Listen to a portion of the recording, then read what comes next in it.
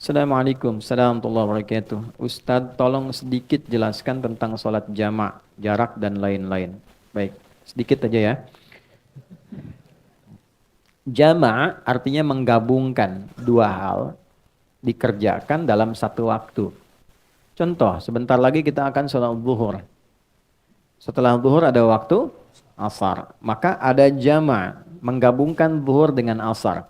Jika saya gabungkan asar ke zuhur, dikerjakan di waktu zuhur, maka diawalkan. Dalam bahasa Arab, awal itu takdim, didahulukan. Maka jamak takdim. Jika saya ingin kerjakan zuhurnya di asar karena pertimbangan tertentu, maka diakhirkan. Jamaknya disebut jamak takhir. Sampai sini dulu, jelas dipahami? Jelas. Yang dijamak itu waktunya yang paling berdekatan. Jika sudah mendekat kepada yang satu, tidak bisa dijamak dengan yang lain. Contoh, zuhur dekatnya ke apa? Asar.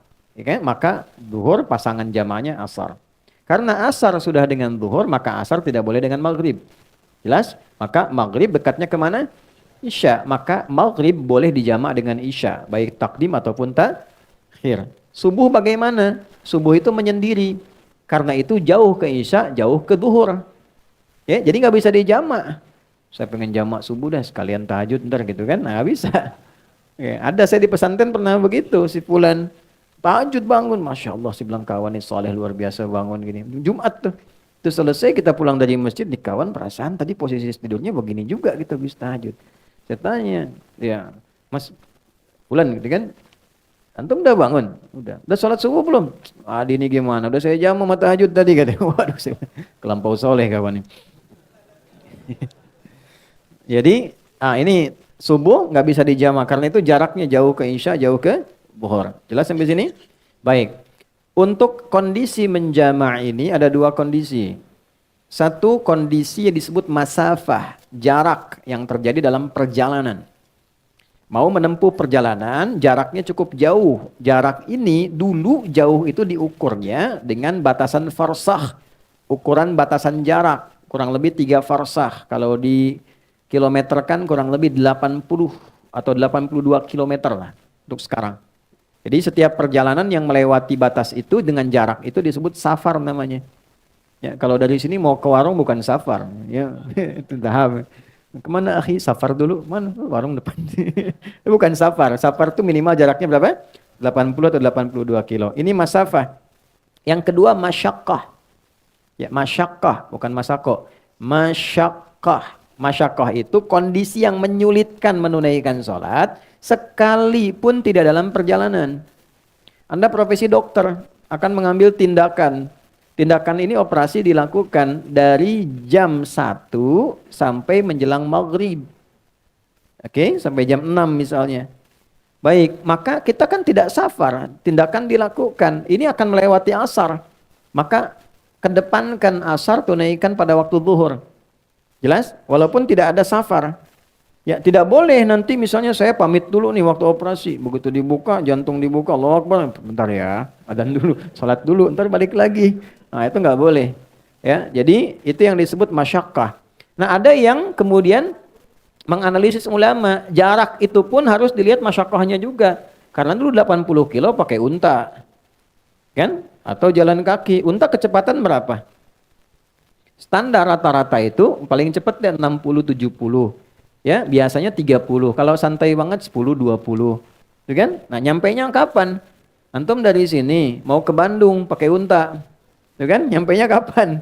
Gitu kan? Tapi kalau Anda gunakan kendaraan kan bisa lebih cepat. Kadang-kadang tiba lebih cepat dari sebelum waktunya. Maka ada ulama yang melihat tetap masyaqqah itu didahulukan daripada masafah. Jadi kalaupun jaraknya ada, tapi masyaqqahnya tidak mendukung, ya tetap yang didahulukan adalah kadar kesulitannya. Tapi ada ulama yang tekstual, yang penting jarak, kalau sudah terpenuhi ya sudah, hadiah dari Allah. Gitu. Nah, ini tinggal silahkan aja dalilnya ada, mana pilih yang paling gampang, ya. Ada lagi kondisi yang tidak ada masafah, masyaqqah juga ringan, tapi kondisi cuaca. Misal Anda biasa ke masjid nih, ya.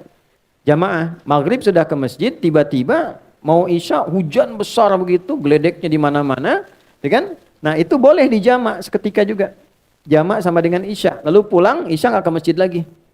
Itu sudah masuk, itu sah, boleh dilakukan. Itu ada hadisnya juga yang tersambung dalam riwayat Madzhab Maliki itu dijelaskan dengan sangat detail. Kemudian, kalau zuhur berapa rakaat? 4. Asar berapa rakaat?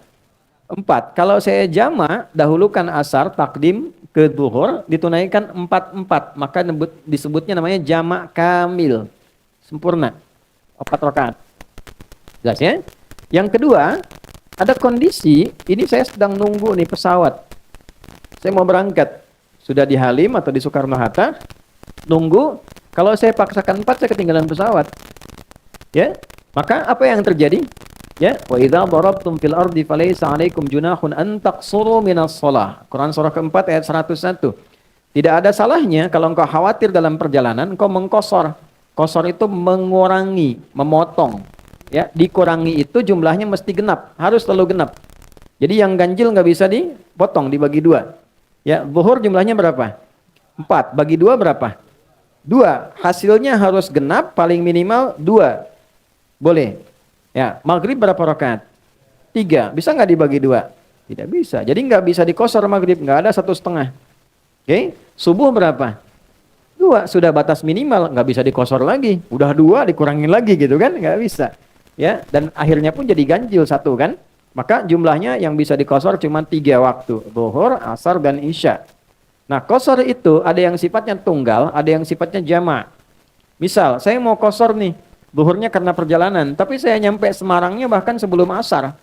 Maka saya nggak jama', kosor aja zuhur. Nyampe di Semarang saya sholat asar. Kalau saya mau tinggal mukim, jelas? Nah, tapi kalau saya kondisinya memang di sana juga kegiatan, aktivitas, maka saya kerjakan sudah berangkat ke bandara, saya kosor, saya jamak dan kosor, gabungkan asar ke zuhur, masing-masing tunaikan 2 rakaat. Saya hadir di sini mengajar, saya kan lagi pergi nih, safar, jalan. Di sini saya ikut dengan Anda mukim tinggal di sini.